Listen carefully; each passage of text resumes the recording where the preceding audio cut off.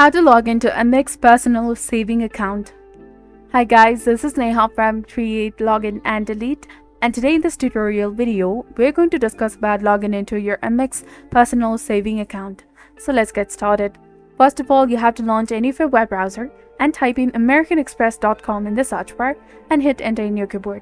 Then it will take you to the official website of American Express, and from here, hover your mouse to My Account option, click on it, and from the drop-down menu, head over to the savings account that is located under Other Accounts and Payments. Click on it.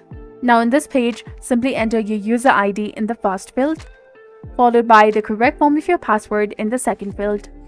And also check this box of Remember Me if you'd like this Google Chrome web browser or this system to remember your credentials for the future login.